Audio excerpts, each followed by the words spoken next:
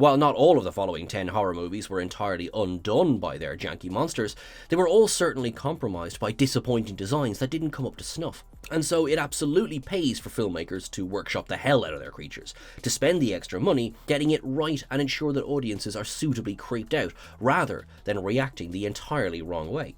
I'm Sean Ferrick for What Culture Horror, and here are 10 horror movie monster designs everyone hated. Number 10. Bughuul, Sinister.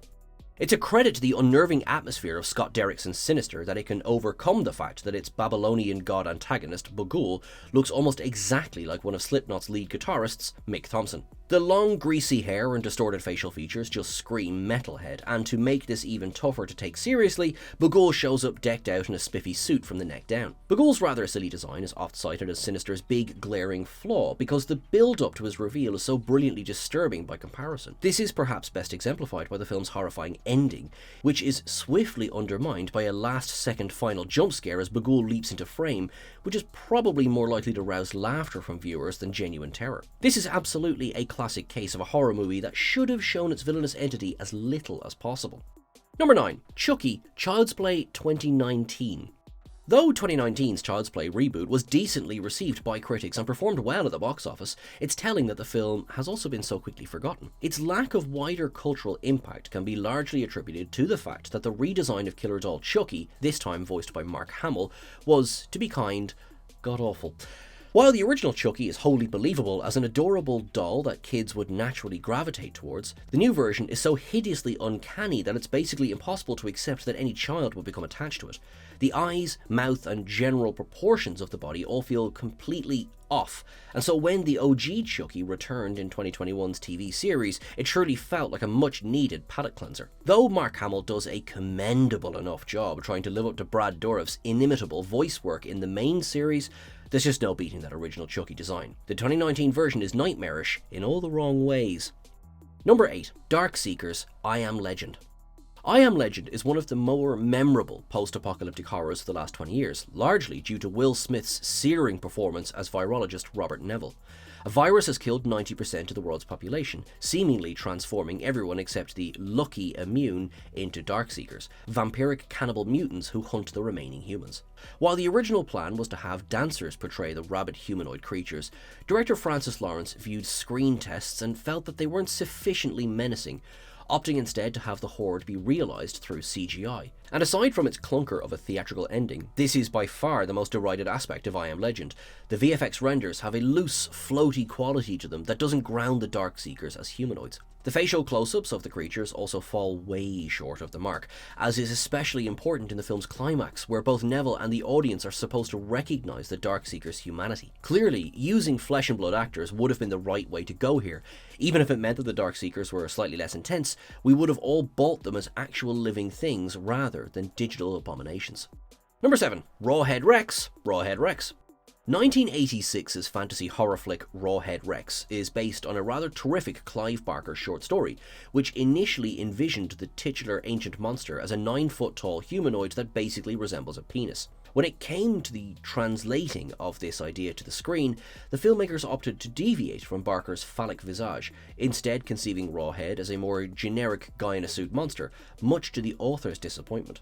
The final design of Rawhead looks like a garden-variety beastie orc you could find in any number of horror or fantasy films, the lifeless eyes alone ensuring a fundamental disconnect with the audience. This looked dated even at the time of its release, and given that the picture basically lived and died on the strength of its central creature design, it ensured Rawhead Rex largely lives on as a cheeseball curio. It is, however, absolutely a story that should be remade with a more source-faithful design. A24, get on that. Number 6. The Lipstick-Faced Demon, Insidious. Much like Sinister, Insidious is such a well-crafted studio horror flick that it's able to succeed despite how ultimately comical its central antagonist looks. Insidious's focal monster is the lipstick-faced demon, played by Joseph Bishara, who is the textbook definition of an entity best doled out in the smallest doses possible. Now, to be fair, the creature's initial appearance, where it shows up behind Josh Lambert, played by Patrick Wilson, totally out of nowhere for a split second, is brilliantly effective. However, the wheels firmly come off once we get a more prolonged look at it later on, as Josh ventures into the realm known as the Further to save his son, Dalton, played by Ty Simpkins.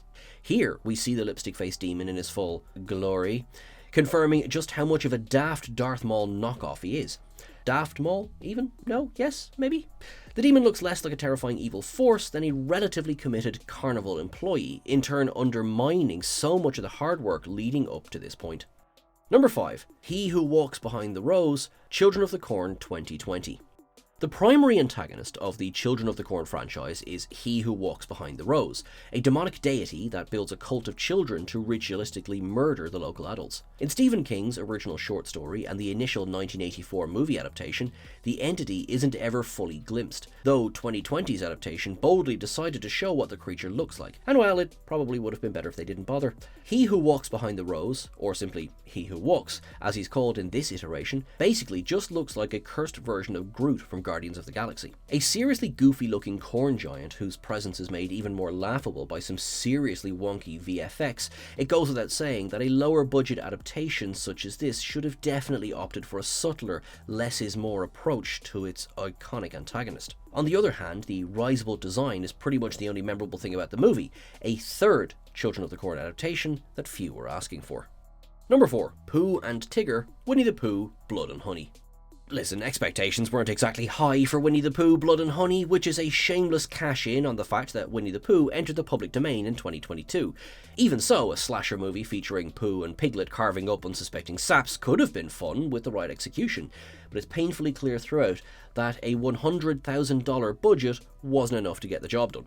Above all else, Blood and Honey needed creative kills and gnarly creature designs for Pooh and Piglet, but the filmmakers basically just settled for slapping some generic rubber masks on the actors portraying the killers and calling it a day. There's no expressiveness to their faces, and as a result, it's never even remotely convincing that we're looking at feral, monstrous iterations of the beloved characters. Instead, it's simply two blokes wearing terrible masks. To the filmmakers' credit, they did, however, seriously step things up for last year's sequel, which, armed with a $500,000 budget, clearly spent way more money on bespoke makeup for the villains. Number 3. Sarah, Cobweb.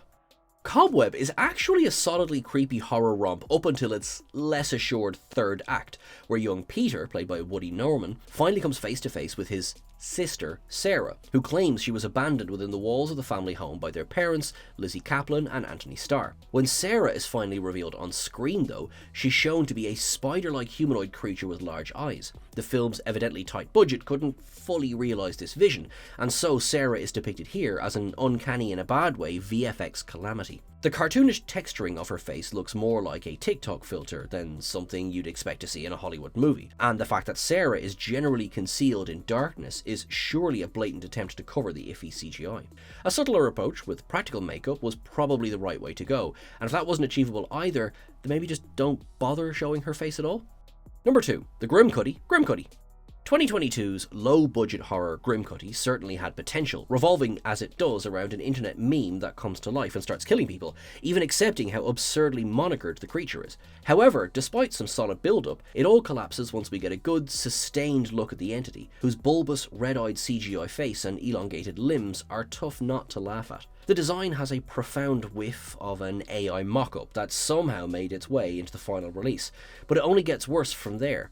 It doesn't help that many horror fans online compared Grimcutty's proportions to Gru from the Despicable Me franchise, and once you've got that in your head, it's basically impossible to take this thing seriously at all. Again, the movie has effectively tense moments, but the actual creature design itself is such a colossal letdown from which the rest of the film is unable to recover. Number 1. The Wolfman, 2025. One of the most common criticisms of Leigh Whannell's new Wolfman movie is that it almost feels like it's embarrassed to be an adaptation of Universal's iconic creature. Above all else, the film opts for a decidedly more scaled-back, pared-down depiction of the title character, who definitely skews more into man than wolf. The traditional hairy Wolfman design is ditched for a more modest, infected humanoid form. While, in theory, this might give Whannell and lead actor Christopher Abbott more opportunity to explore the humanity of the character, that isn't really what happens. Wolfman was produced on a relatively svelte $25 million budget, especially compared to the $150 million 2010 movie, and while the commitment to practical effects is laudable, this unfortunately has nothing on the standard bearer for the genre, Rick Baker's sublime, Oscar-winning work on An American Werewolf in London. Though Universal spoiled the creature's final design shortly before release in a panicked attempt to stoke more interest in the film, the fact that Wolfman still underperformed at the box office is the ultimate indication of how unfussed folks were about the look.